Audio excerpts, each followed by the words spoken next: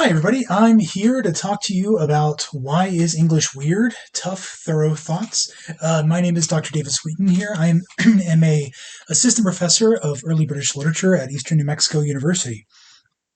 Now, a couple of things before I jump into things. First, I want to apologize. My voice is usually not quite so raspy.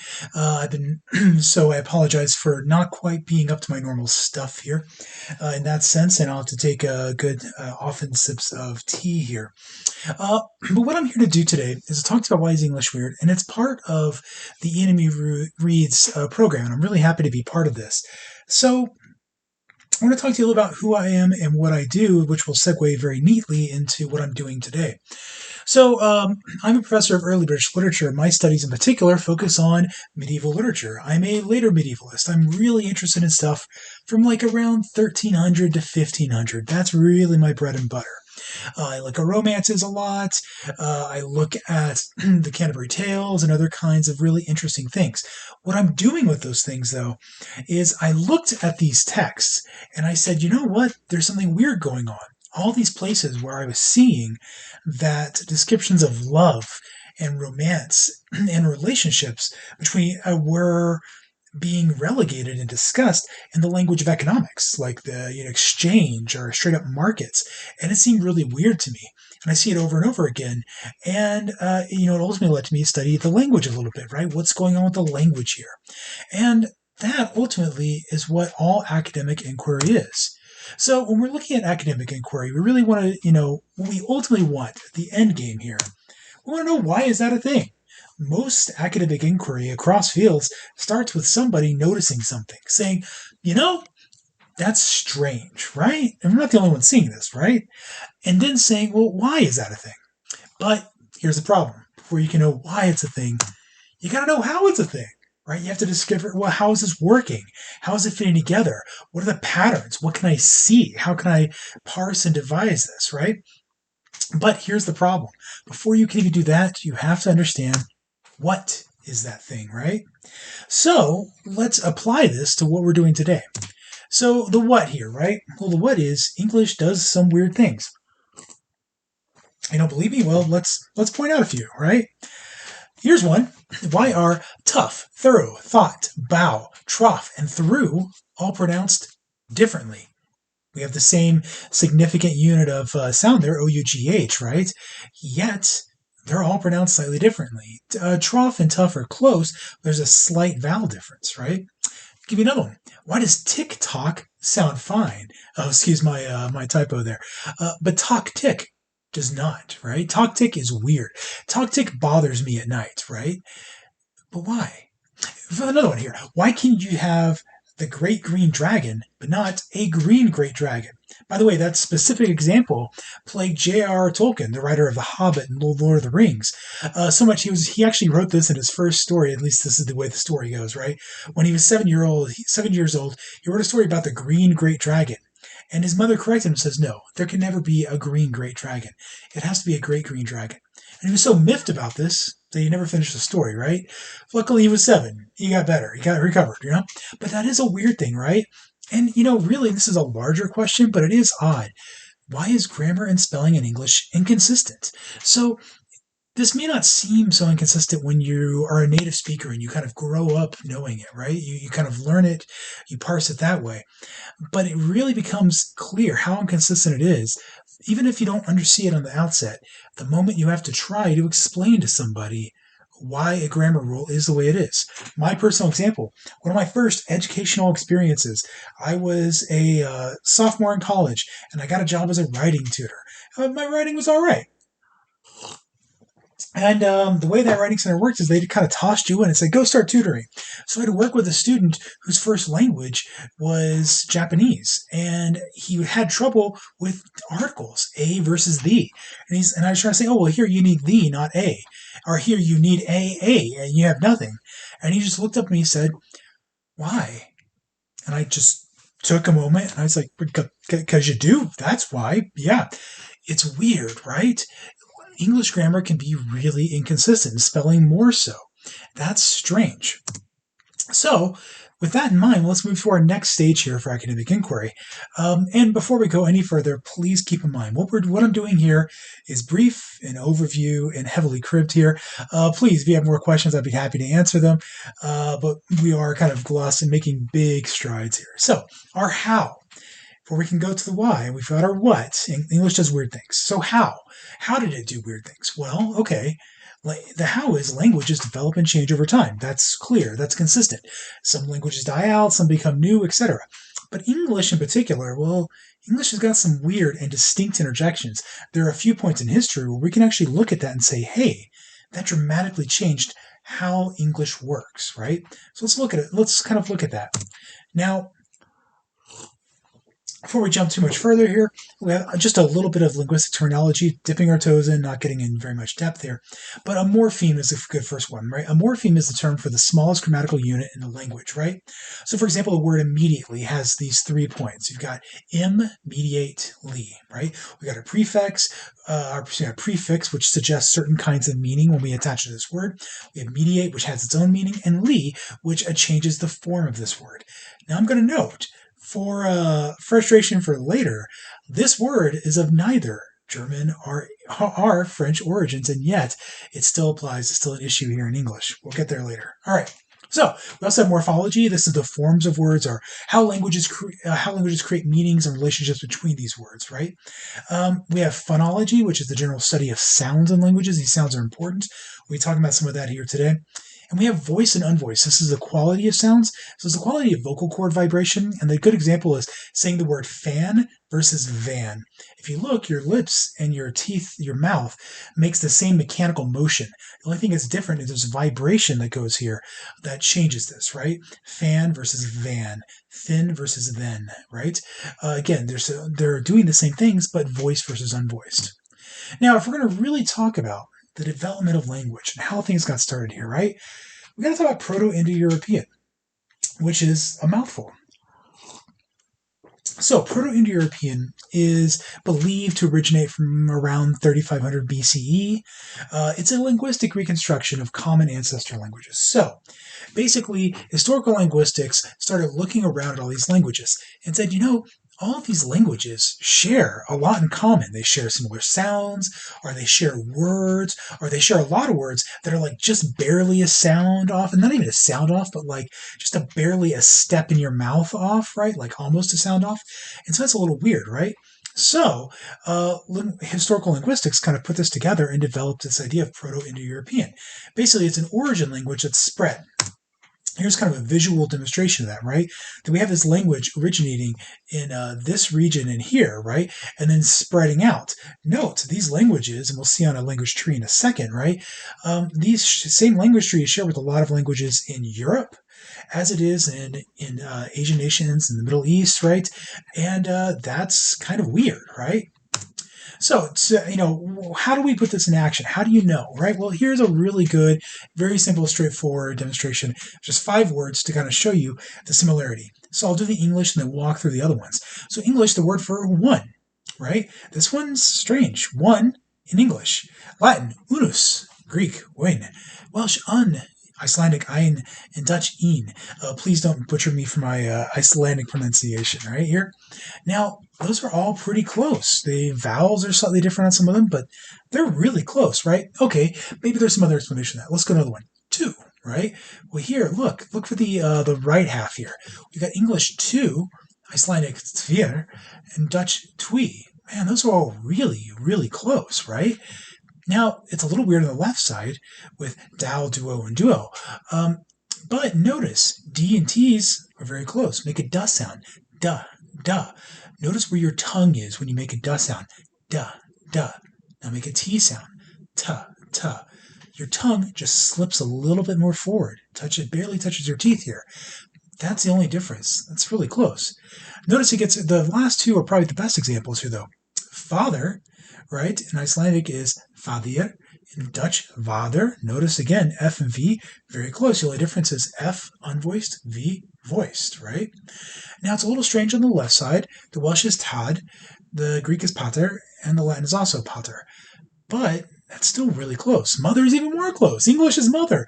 Icelandic mother, right? Dutch mother. Welsh mum, Greek mater, and Latin mater. So these languages keep having these trends, all these borrowing words, and it suggests that there is a relationship. Now, this is a really it's a straightforward Proto-Indo-European language tree. I won't spend much time on this, but you can look this up yourself. But it's just interesting to see that from this seemingly origin languages, we have all these other languages that developed. And if you look all the way over here on the left side, we have English. English starting from West Germanic languages, developing into Old English, and then Middle English, and then Modern English, right? So let's talk about what happened there. So one thing we got to start before we even get to Old English. Briefly, got to talk about Grimm's and Verner's law. This is that sound change, right? Notice we talked about the difference in like Latin father and English father. Well, it's that P, Latin it's pater, right? And English it's father. Well, what happened in Grimm's and Verner's law is kind of together. I'm bunching them together in this chart here. But it's a good visual demonstration that basically for Germanic languages, words that were P became F, words that were T became this theta here is a TH sound, th, right? Words that were K became X and so on and so forth, charting this tree around, right? In other words, German languages just changed some of their consonants, right? And when you adjust for this, you see that those Germanic languages, English included, are very similar to all those other ones, right? So here is a brief chart, which we will not be covering all of in total of today, but I want to show just this as a general idea of how English gets started and kind of where it is. And note, there's a lot of changes. The first English we generally call English is right here. It's approximately 450. It's a rough date, right?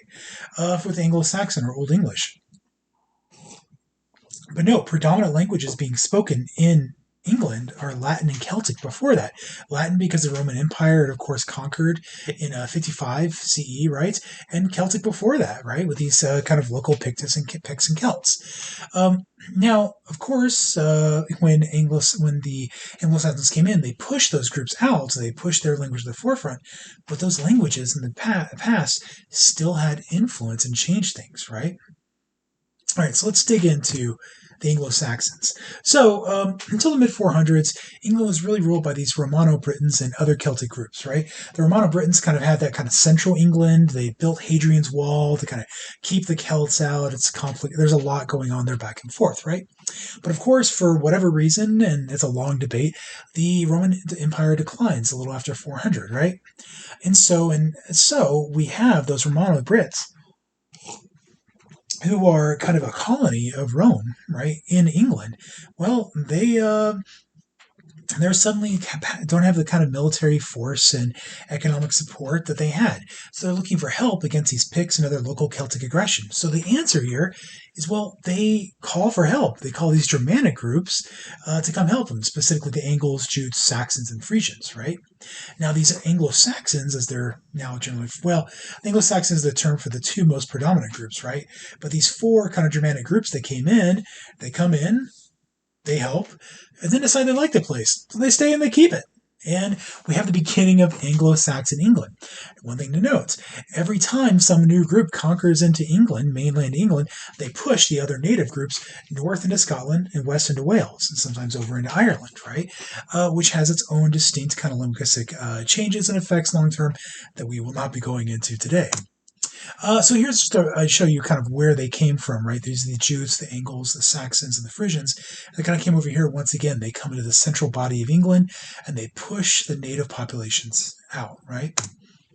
So this leads to Old English. So generally, this is a term we use, either Old English or Anglo-Saxon, for a grouping of Germanic dialects in England from around 450 AD to 1066 AD. 450 is an approximate, 1066 is a little more specific, and we'll talk about why in a little bit here. Now, most of what we refer to as Old English is actually from the West Saxon dialect. There's a number of reasons for that. One of it has to be with existence. There's most of what we physically have left in Old English language is West Saxon, and there's some other kind of elements at play here, right? But the sad part of it is that sometimes a great deal is lost to history, and so there's a significant amount of language and writing from this period that we don't have and will never have, right? Well, unless some lucky manuscript turns up, but likely we won't have, right? And I'm going to be sad about that later, but move on for now. I'll be strong. So, defining characteristics of Old English, we know that we had 8 cases through declension. To give you a comparison, modern English only has 4, and those are weakening as we go through. For example, the difference between who and whom. Some people really like to argue with me about this, but frankly, English in some ways likes to move through to simplification, and a lot of linguists suggest that within 50 to 100 years, we won't even use whom at all anymore, right? In any case, Old English also has a number of strong versus weak verbs that are a difference in how they decline, right? And of course, compounding. I'll show you some of this in a second. We also have these it says here new letter forms. I put that, I'm not regretting that. They're not new, they're older. But letter forms distinct to Old English, right? So with the eth, sometimes there's a sound variation of these. So eth can be the voiced th sound, such as in that, right? We have the thorn right here, right? Which is the unvoiced th, such as in thin, right?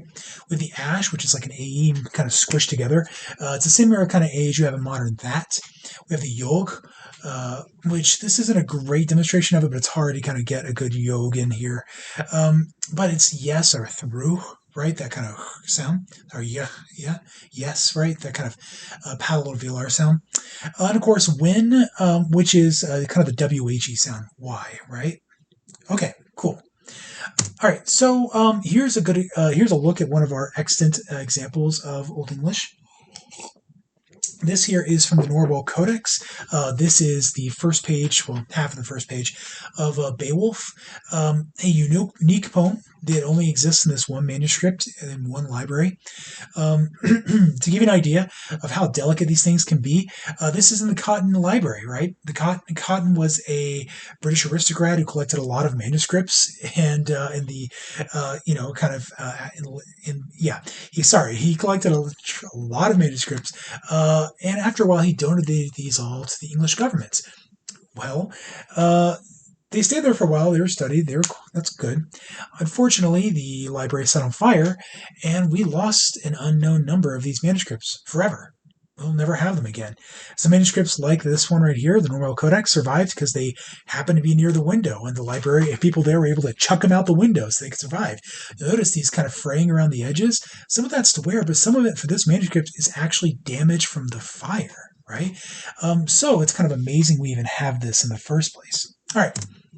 So, this is the point where normally I would read to you in some Old English, right? And it's admittedly a time for me to show off my pronunciation a little bit of ego in there. But no ego right now because unfortunately my voice doesn't allow me to properly give you the pronunciation. So I'll play this clip here from UNAL Languages here. I will, before we even get into it, this guy went for some really dramatic music here. So, yeah, let's appreciate that. Feder ore, thu the art on heaven, see thee nama je halhod. Tobe kume thine riche, je wurde thine willa. On eurdan swa on heavenum.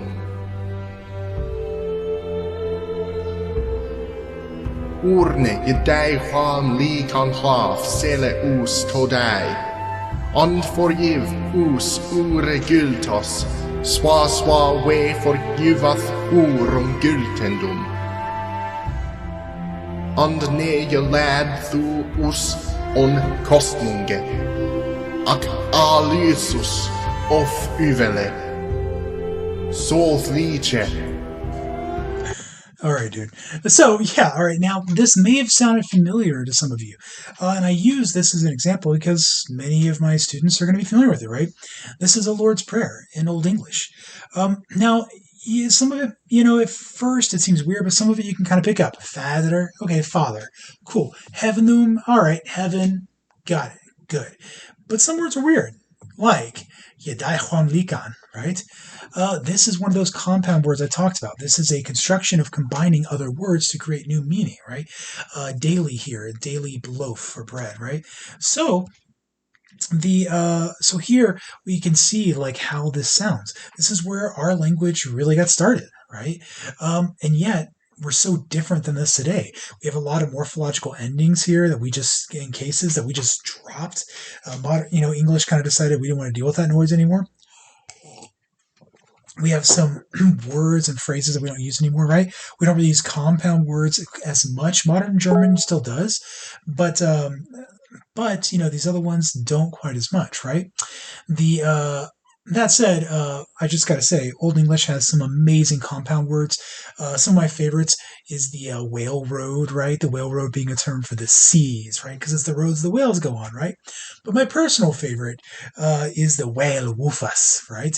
Which is literally the slaughter wolves are the beasts of slaughter. It's those animals that come out after a battle and eat the dead, which that's kind of morbid.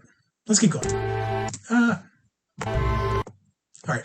So let's talk about how that changed. So we had Old English all the way from about 450 dominant language until 1066. In 1066, well, this I talked about those distinct interjections.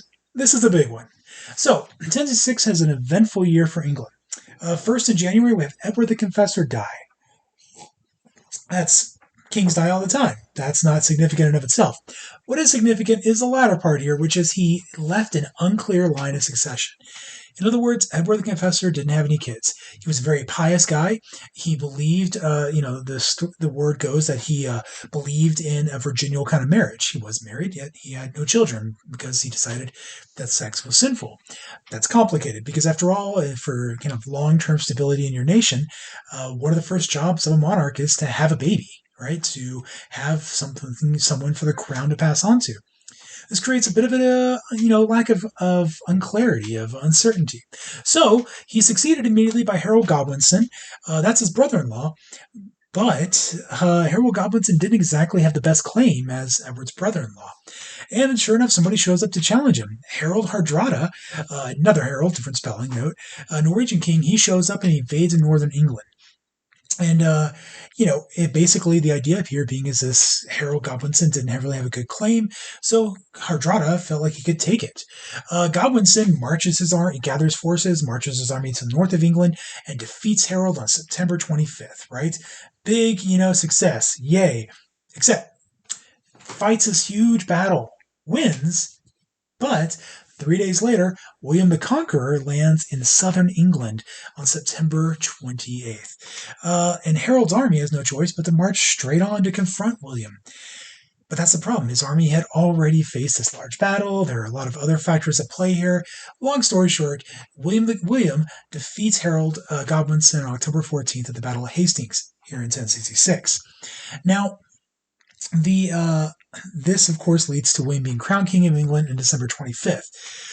So why is this so significant in regards to language? Well, it's because it's the Norman conquest. In other words, Normandy is an area of northern France.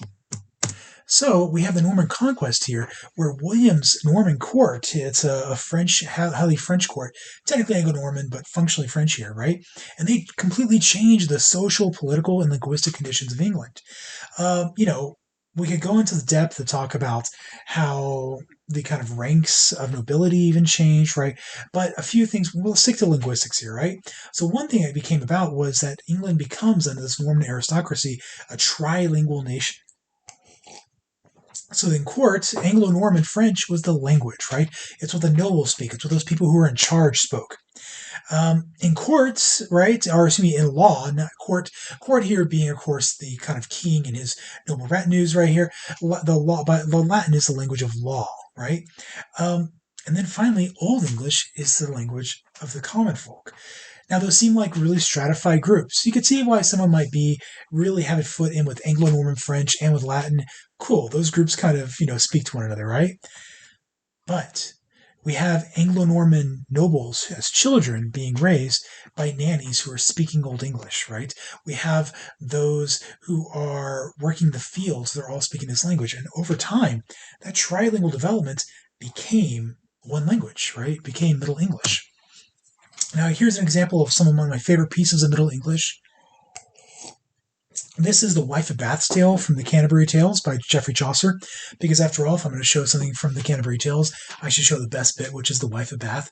That's a little nice illustration of her down there. Um, so, uh, so Middle English sounds a little different, right? But more familiar to modern English than Old Will. And here's another reading here. This is from a YouTuber, She Speaks. Our Father, that art in heavenis, hallowed be thy name.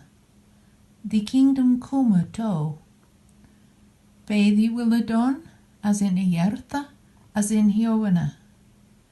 Give to us this day our bread, our other substance, and forgive to us our debtors, as we forgive to our debtors. And lead us not into temptation, but deliver us from evil. Amen. All right. So we got a lot of similarities to modern English, but you can see the influence from Old English, right? We've got some similar words here, right? We have some leftover morphology. By the way, here's one of those yogs I was talking about earlier, right? But we also have some French words coming into here. Other substance, right? Temptation, even temptation, or it's modern temptation, right? These are those modern, these Anglo-Norman words that have gotten brought into Middle English and eventually adopted and changed to fit, right? A few other things have changed, of course. We kind of really simplify the endings of our words here, of our morphological endings here, which is something that Middle English like to do, etc., etc. Sorry. All right, so some things that change here. So obviously there's a big French influence in lexicon and culture. Lexicon is just a fancy word for the kind of collection of words in a language, right? We have a weakening of the case structure. There's more of a case structure than there was in Old English, but, a lot less so than we're going to have in modern, right? Okay, sorry. More of a case structure than we have in modern English, but not nearly as much as Old English. Yes. All right, we have those weakening morphological endings, often replaced with a final schwa. It's just a simple like sound. We have a larger reliance on word order to determine meaning, and this is important. So word order becomes much more important that we have to, because we don't have words that are conjugated, we don't have our nouns conjugated to match our verbs. Those of you who've taken like Latin and some other languages like that might get frustrated by this, right? English doesn't do that. Why modern English? Well, we decided that word order is important for determining that relationship. And of course, we also have, in the roughly 13th to 14th centuries, we have the great vowel shift, which is a change. It's kind of like all the sounds in your mouth, the vowels kind of turned and moved. You can hear some of that in the Middle English pronunciation. But let's get back here, right? Because we're talking about our inquiry, right? We're in the how, right? We're trying to understand how does this change. Well, let's talk about how that French, those are the technical things, right? Here are some kind of more interesting, or more perhaps kind of clear cultural things, right? So lexicon changes, and I think these are kind of fun. Demander. Now, excuse me. Demander in French just means to ask. It's just a request. But in English, it becomes demand. It's forceful. I like to give it this way, that in kind of the Anglo-Norman court in, Norman England, right? If a French speaker asks you to do something, it was not a request, right? We also have pork, beef, poultry. So we have those words. We use different words. We use those words to refer to meat on our table. But we already had perfectly good words for those animals, right? And in Old English, we didn't differentiate. It's because, of course, the French words are for those who are kind of a little more elevated, right? They're the more wealthy, they're more well off. And so the kind of more peasantry is out in the fields using pig instead of pork, right? Using cow instead of beef, using chicken instead of poultry, right? And this kind of takes on these very distinct practices, and even to today, we still associate these words with, well, dinner and not the field, right? Of course, and we have words like chevalier, which is interesting. It's originally just a French word for horseman, but it comes to represent this whole social class of knighthood and chivalry and has a very distinct kind of meaning. And those are just three quick examples. There's a lot more other ways where just the way that French being borrowed into English changed us culturally, right? And changed some other things. And of course, another big thing about Middle English and relevant for later, is a highly phonetic language. In other words, there's no set spelling at all. There's only transcribing the sound you're hearing. So every dialect in England, in England for Middle English, there are tons and tons of different dialects. Each one of them is kind of transcribing, writing words in their dialect as what they're hearing. And that creates a lot of variance in how these are spelled. Now, there is a cool after effect, of course, is that if you pick up a piece of Middle English, just by the way things are spelled, you can actually trace to where it came from, sometimes within like 10 miles of where the speaker grew up, right? Which is crazy and really cool, and I'd love to show you that tool, but not right now. Okay. All right, so let's bring it back. Academic inquiry, right? So the why, right? We're trying to move to the why. Well, all right, English is weird because of a lot of things. And we just talked about a lot of them, right? That we have 2 historical interventions. And we only talked about 2. There's a lot more we could get to, but we don't have time right now. That had just a distinct change, right? And so English is weird, well, because of a lot of things.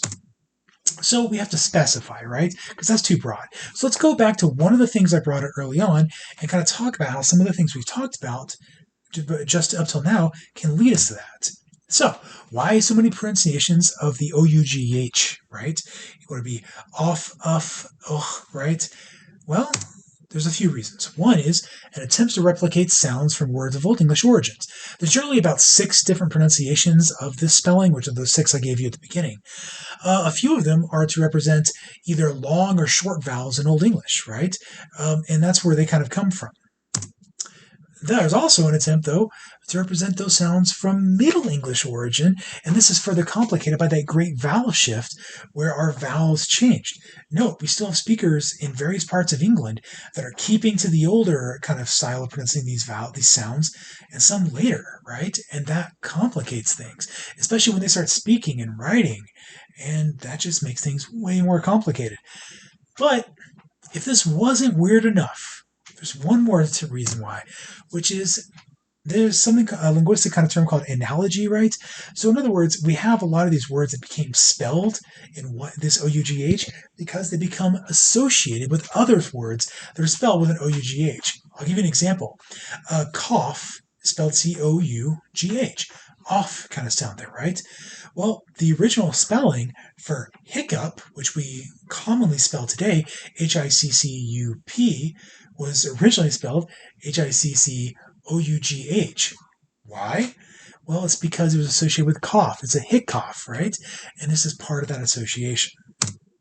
Now, there's all kinds of things that we didn't get to that also have at play here, right? That also change things. So we have, for example, we didn't talk about the unspoken rules of adjective word order, i.e., adjectives always have to go to, even though you never learned this, right? Adjectives are only acceptable in this order: opinion, size, age, shape, color, origin, material, purpose, then the noun, right?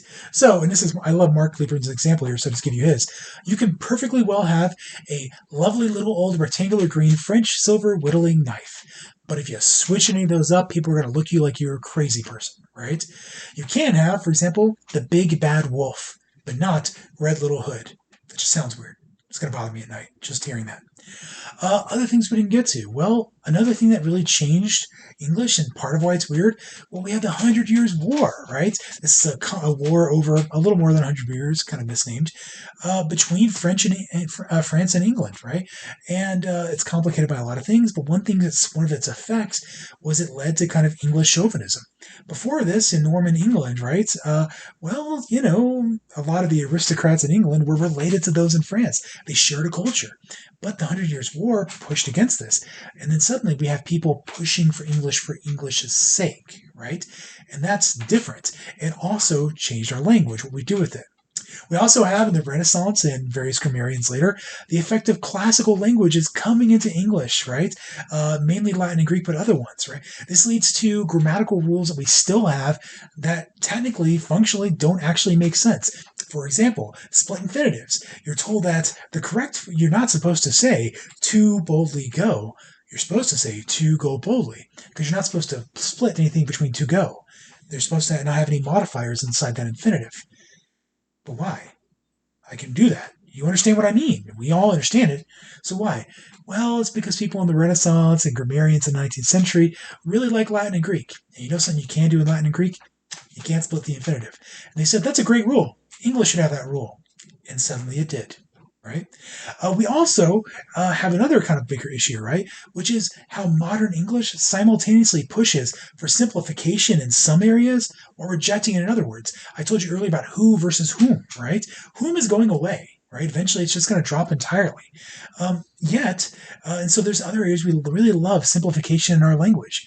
But there are other attempts at simplification that we just reject outright. For example, with the advent of kind of newspaper print, especially in the 20th century in America, there was an American kind of journalistic standard attempted to simplify specifically those OUGH sounds.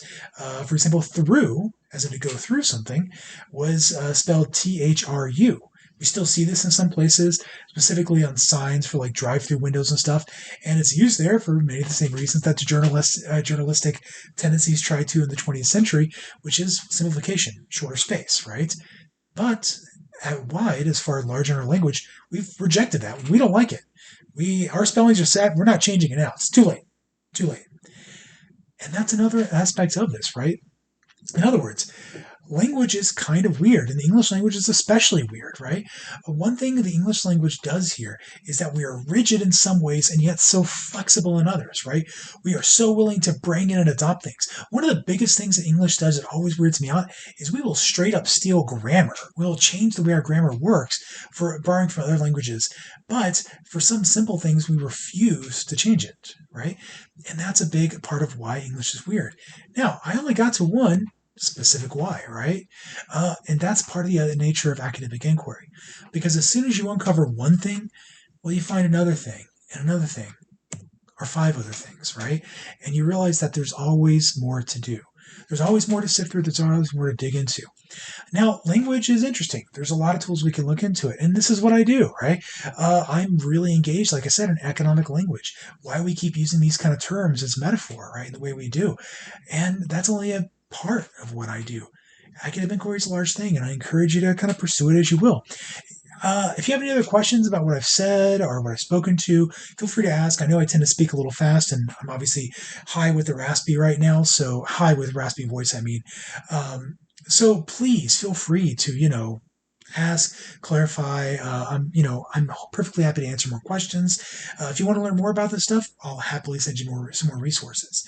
Otherwise, I hope you all manage as well as you can in these troubling times, and hopefully I'll see you later.